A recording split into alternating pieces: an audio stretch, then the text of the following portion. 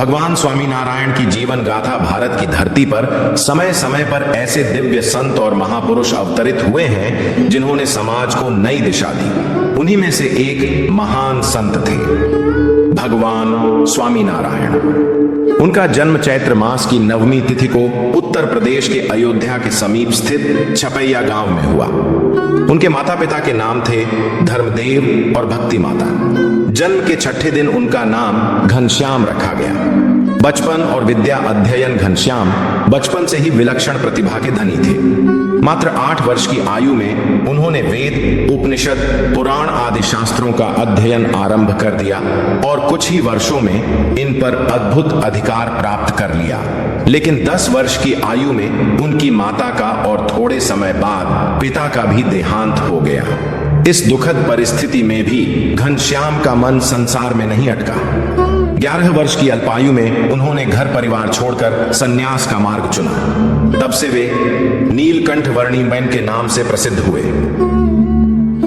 नीलकंठ वर्णी ने लगभग 7 वर्ष तक भारत भर में कठिन यात्राएं की। वे हिमालय से लेकर दक्षिण भारत तक पैदल भ्रमण करते रहे। कठिन रास्ते, भूख प्यास, ठंड गर्मी और जंगली पशु भी उन्हें रोक नहीं पाए।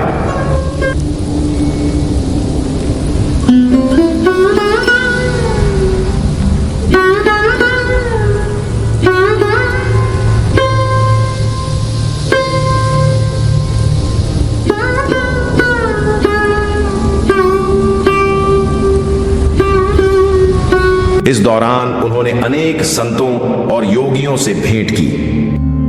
विशेष रूप से गोपाल योगी से उन्होंने अष्टांग योग की विद्या प्राप्त की, जिसे लोग 12 वर्षों में सीख पाते हैं, परंतु उन्होंने मात्र 9 माह में सिद्ध कर लिया। रामानंद स्वामी से मिलन अपनी दीर्घ यात्रा के बाद नीलकंठ वर्णी गुजरात पहुंचे।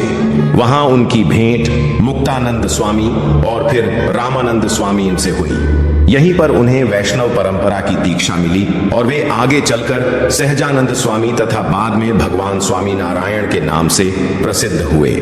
आचार्य पद और 2 वरदान संवत 1858 में रामानंद स्वामी ने सहजानंद स्वामी को संप्रदाय का आचार्य नियुक्त किया। पद ग्रहण करने के बाद सहजानंद स्वामी ने अपने गुरु से 2 वरदान मांगे। 1, उनके अनुयायियों को किसी भी प्रकार का दुख न हो। 2, उनके भक्तों को कभी भोजन और वस्त्र की कमी न पड़े।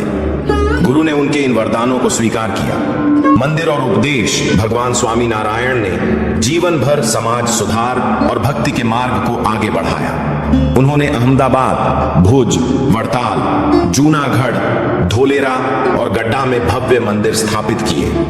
उन्होंने एकेश्वरवाद का संदेश दिया और यह स्पष्ट किया कि सभी देवता एक ही परमात्मा के स्वरूप हैं। उनकी लिखी हुई शिक्षा पत्री आज भी मार्गदर्शक ग्रंथ है, जिसमें 212 नियम बताए गए हैं। इनमें प्रमुख हैं किसी जीव की हत्या न करना, मांस, शराब, जुआ और चोरी से दूर रहना, अतिथि का आदर करना, सदाचार, भक्ति और सेवा का पालन करना। अंतिम समय और आशीर्वाद संवत 1886 में भगवान स्वामीनारायण ने गड्ढा में अपने शिष्यों को अंतिम उपदेश दिए और कहा कि अब वे मंदिरों में स्थापित अपने विग्रहों के माध्यम से भक्तों को दर्शन देंगे। उन्होंने आशीर्वाद दिया था कि उनके अनुयायियों को कभी भोजन और वस्त्र की कमी नहीं होगी। आज भी यह वचन सत्य सिद्ध हो रहा है। विरासत आज विश्व भर में करोड़ों लोग स्वामीनारायण संप्रदाय 100 से जुड़े हुए हैं। उनकी शिक्षाएं भक्ति, करुणा, सत्य और सदाचार पर आधारित हैं, जो समाज को एकता और धर्म के मार्ग पर ले जाती हैं।